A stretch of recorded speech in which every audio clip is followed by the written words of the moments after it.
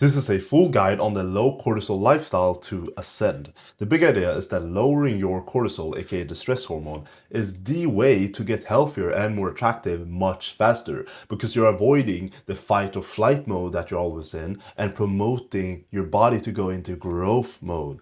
But on the flip side, when you have high cortisol, high stress, you're gonna have symptoms like irritability, high blood pressure, fatigue, depression, anxiety, weight gain, muscle weakness, all these symptoms, right? And I used to think high stress, high cortisol was normal. And instead, I just made up for it with being extra lazy on my free time, right? Stacking up bad habits. But then when I flipped it around, fixed my habits, which then fixed my health, right? With diet and lifestyle, then it completely fixed my health and looks because I lowered my cortisol, right?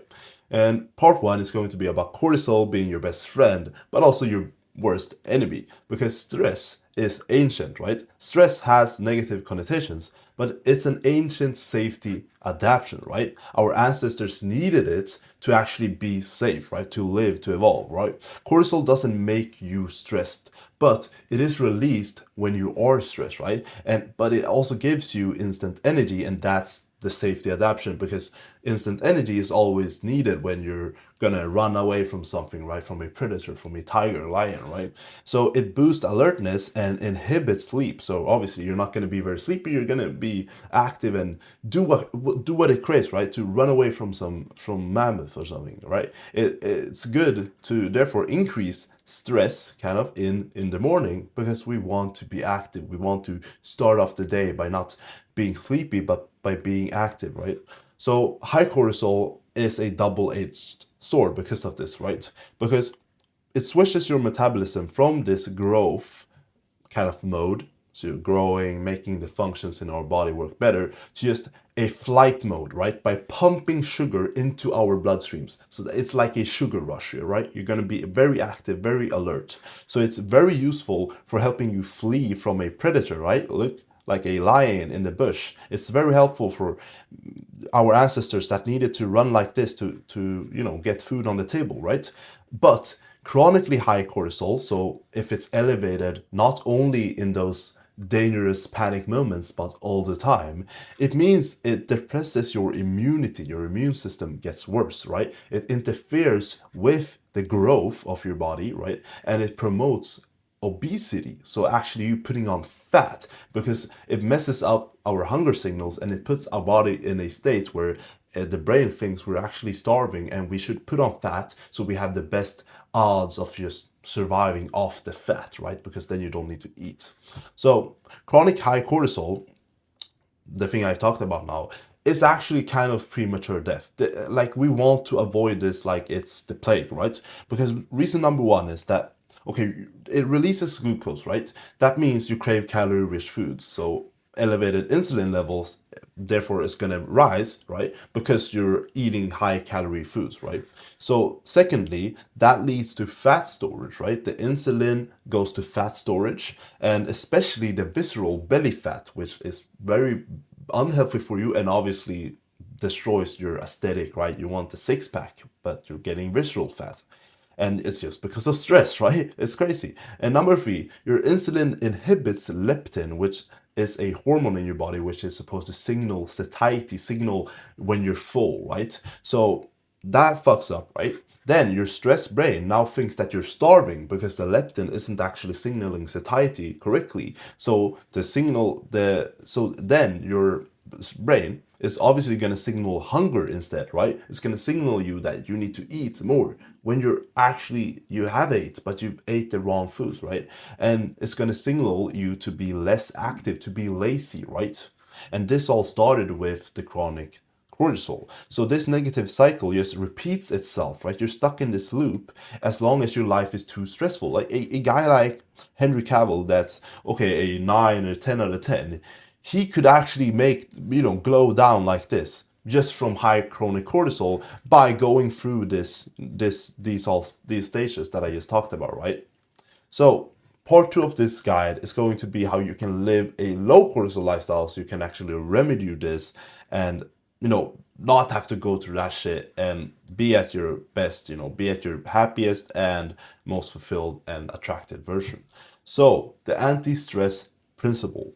I want you to do one thing at a time, right? Visualize all your daily habits, basically everything you do in a day, in your day to day life, and eliminate the overflow of stimulation, right? Because often you're actually doing not just one thing at a time, you're doing like two, three times at a time, and that is not good for your brain. So, example, whilst eating, sit outside, right? If possible, when the sun is out, and don't watch a screen, right? Don't even watch something. Don't be entertained by something on your mobile phone when you're outside, right, in nature, enjoying a meal. That's healthy for you. But when you add the stimulus, when you add a screen, when you add, oh, I'm just gonna watch this Netflix series, you're used to it, but it's when it's doing two things at once. And you need to be present. You don't want to be like the computer with a bunch of tabs open at the same time, because that's gonna lead to the whole computer, the whole system going down. It's gonna crash, right? That's chronic cortisol for you. That's how you promote cortisol to rise, right? So you want to avoid that. And this will be more, here's the daily habits that your body will actually crave, right? Which you should give it. And these are also low cortisol promoting. So in the morning, I recommend you to do sunlight. Basically, you need to do the sunlight is so important, right? So in outside, preferably outside. You shouldn't look through a glass, because the sunlight won't actually reach your eyes.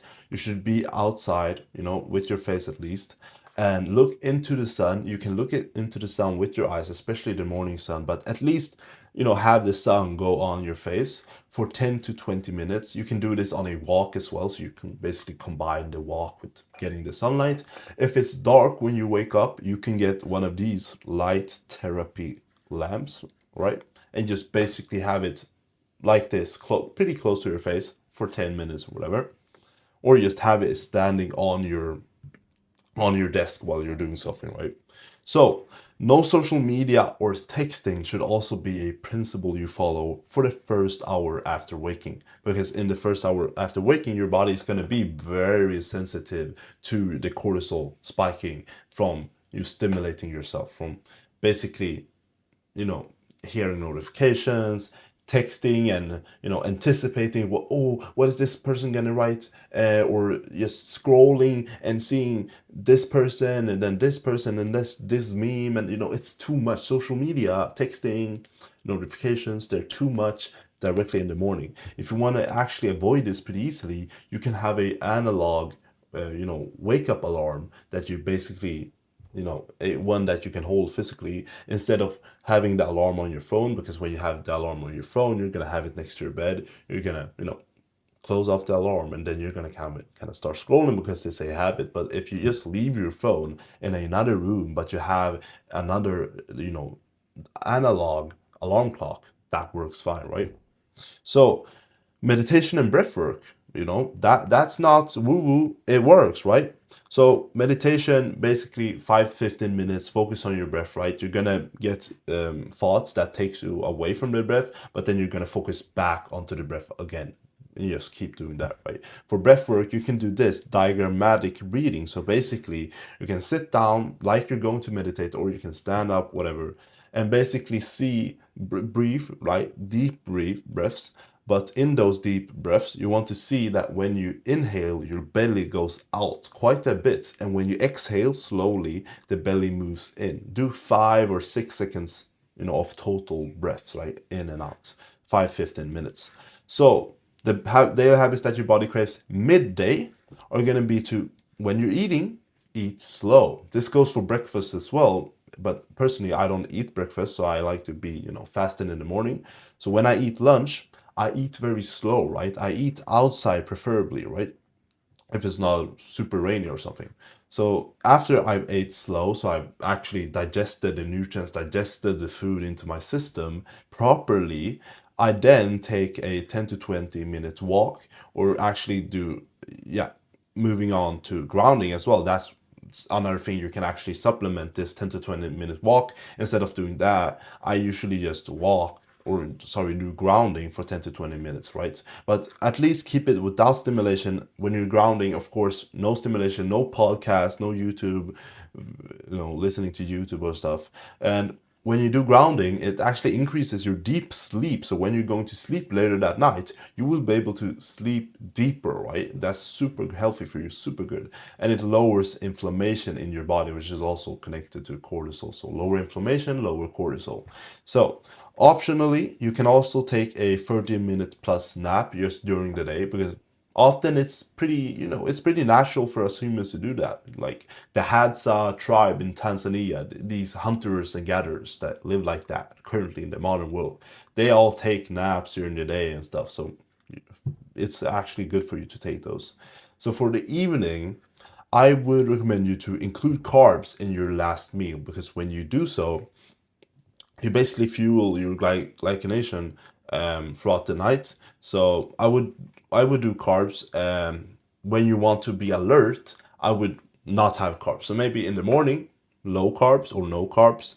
In the midday, evening, introduce the carbs, right? Especially in the evening. So that could obviously be something like sweet potato or like clean white rice. That's my recommendations personally. Or at least also fruit. Of course, fruit's super good for you as a carb source. The number one carb source, actually. So when you've ate, you want to put on some red light glasses, because obviously you're kind of eating maybe 3 hours before bed, optimally, or even before that. And around 3 hours before bed, you can put on some of these, right? Red light glasses. This company is called Bio something. It's a company from Amazon, basically. They're very cheap. Just get those kind of red light glasses, and then on your computer, on your phone, you can download this software which is called F-Lux, and it basically makes your screen. It looks like this, and it basically makes your screen go yellow or orange, and you can basically type in the time you're actually going to wake up, and it will naturally align the brightness of your screen to be aligned to that wake up time. So it's going to get very, very orange when it's close to your bedtime, which is super good for you, because you don't want the blue light from your phone. Even though you're wearing these glasses, right, it's still blue light emitting from your phone. But when you have the app, when you have the orange lighting coming in, it's way helpful for you. So for the last 30 minutes of your evening, try to just read a book. Reading a book is so helpful. Like I didn't used to be a reader, but now I've read plenty of books, right? I'm reading the Book of Elon right now. It's a very good book, right? And if I was gonna do something for the last 30 minutes of my day, I would just read, right? Don't use your phone. It isn't that fun, right? Especially not in the last 30 minutes of your day, because then you're going to be still stimulated. When you're trying to sleep, you're going to be thinking of all these memes and whatever you just scrolled on, right? So also combine that with a blacked out room when you do go to sleep. So in your room, have the curtains go all the way down. Basically try to get it so no light comes in. If you can't do that, have a sleep mask, or you put something over your eyes that basically blacks it out, because it's a way better way to fall asleep, right? And always try to sleep at roughly the same time each day, including the weekends. If you really want to be locked in, take this seriously, right? Lower your inflammation, lower your cortisol, because you're aligning this internal clock, right? Your circadian rhythm in your body. So your body is going to get used to always naturally waking up and sleeping at the same time. So you're not even going to need an alarm clock. Like, that's pretty cool, bro. And always make sure that you're sleeping like at latest 11 p.m., because after 11 p.m. you're not going to get as good of a sleep quality, right? No matter how long you sleep, the quality is going to be worse. So in general, this daily habits that you can do: lower alcohol intake, so preferably to zero. Like if you want to be social, if you want to hang out with people that do drink, that's fine, right? Maybe have a drink every now and then, but preferably you actually go to zero. Like at least experience what it's like to be at zero, so you maybe know your body better and know how sensitive you can be to alcohol, right? And then with your diet, only eat food, buy food below 4 ingredients. So every time you're going grocery shopping, or if your family member is going grocery shopping, basically make sure that every food you consume is below 4 ingredients on the label when you turn it around, because then you're avoiding the processed foods, which are horrible for you no matter what. It may look healthy, it may say organic, but a lot of foods that say organic are still sprayed with pesticides. They have vaccines and grains. So basically the 4 ingredient rule is the rule you need to follow when it comes into your diet. That will just boost 10x your diet results so quickly, right? Effortlessly get lean, effortlessly, get your body composition goals by just using this simple diet rule, right? So for your sleep, minimum 7.5 hours. Even more than that is very good. And also stop being busy all the time, right? 24/7, because there's no point in actually doing hard work 24/7. You're not going to be able to put that much effort into something. Your hard work isn't going to be hard for those, you know, 20, 16-hour days. Just do the productive stuff you need to have done the earliest in the morning. Get it done. Maybe 1, 2, 3, 4 hours of really productive work. Maybe you're studying, maybe you're having a business, maybe you're an athlete. 4 hours of really productive work. Then you don't need to be busy with that shit all the time, because you've actually put in the highest leverage work possible. And also stop hanging out with toxic people that are actually going to promote a lot of stress into you, because maybe their habits, maybe what they talk about, maybe what they try to influence you to do and think.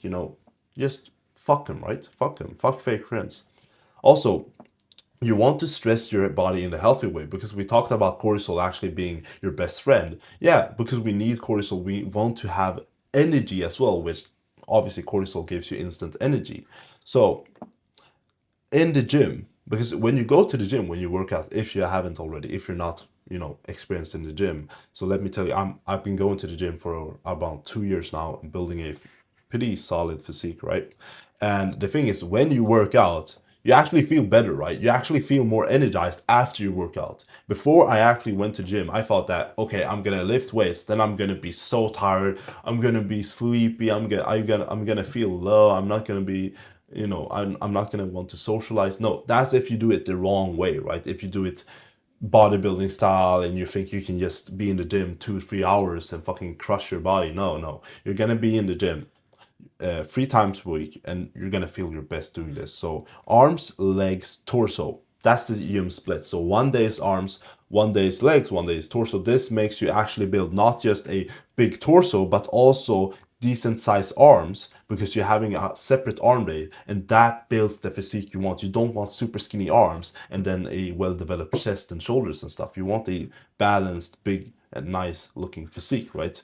So yeah, one leg day is plenty enough also. So this is a 3 times per week split. So you're gonna do lower volume as well in this. So maybe 10 sets maximum per muscle per week, 10 sets. And then you're gonna want to have higher intensity in those. So every set you're doing, let's say you're doing 10 sets per muscle per week, right? Every set you're doing is going to be to failure, right? You're going to go to failure, but with good form always. Keep the form very strict, be very strict with your form, but basically go to failure, keep it 2 to 3 sets, right? So high intensity. Sauna, you can do after your workout, so it's also going to be 3 times per week, 10 to 20 minutes. Super good for you, super good for you actually sweating out these toxins. You want it to be pretty hot, a 90 degrees Celsius, 200 degrees Fahrenheit sauna, so you can sweat out all these toxins that builds up in your body from our modern plastic environment and stuff. So after the sauna, have a cold shower, or at least cold-ish shower, so you actually, because we don't want to stay too hot from the sauna. Definitely have that.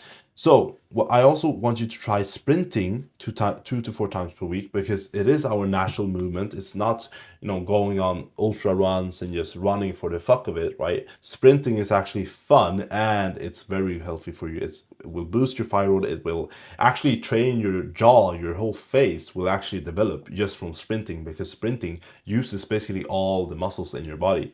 So go all out as fast as you can for 20 seconds, then rest for 1 minute, and then repeat that 4 to 8 times, right?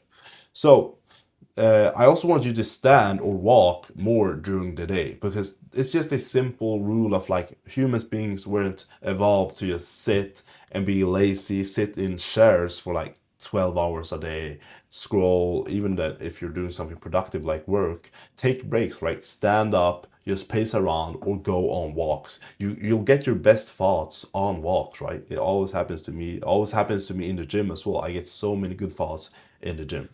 So do that more during the day. And also try something called air hunger meditation. This is really good for that good, healthy stress, right? You're gonna take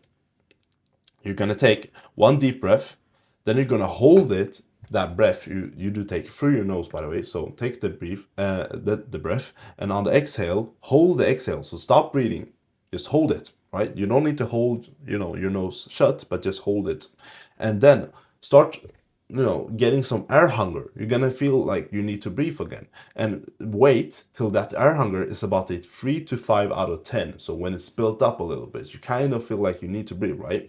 But then you're gonna inhale now, but only a little bit, not fully as much as you needed, only a little bit. So, and then you're gonna exhale again, and that air hunger is gonna come right back, right? You're gonna sit with it, sit with it, sit it. Okay, inhale a little bit and keep going like that. That's a super good form of meditation because you're focusing on something, the breath and holding the breath. And it also builds up your ability to handle the stress. And it's super healthy for you. It fixes the way you actually are supposed to breathe. And your breath is the whole foundation of your whole fascia, your whole body, right? So this was this full guide. I hope you enjoyed it. And the action step I want you to take right now to implement this, to get this kind of transformation effortlessly, is to screenshot the protocol pages and basically follow these the best as you can, right? I believe in you, bro. Screenshot this, because this is how you stress your body the healthy way. So screenshot this, the general healthy habits, right? The evening habits, screenshot this, midday habits, morning, and yeah, that's all you need. If you follow those pages, if you follow those protocols, you stick with that, you're gonna see your stress just suddenly disappear, and you're gonna be able to make this kind of transformation a lot easier, become the most attractive and healthy version of yourself. If you want more in-depth help from me personally, you can actually book a free call, which is the link is in the top description below this video, and it's a completely free call for 1 hour with me personally, where I just give you free advice based on your situation. If you also just want to hang out, talk to me and other guys, you can join my free Discord community, which is the second link in the description below this video. And yeah, work with your body, not against it. Peace.